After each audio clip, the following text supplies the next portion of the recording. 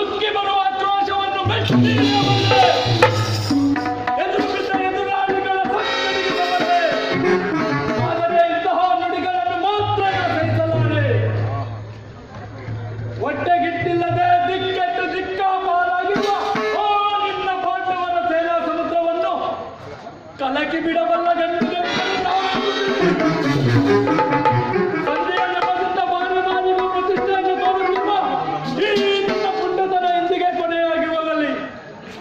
ಹೋಗು, ಸಮರವೇ ಸಿದ್ಧ.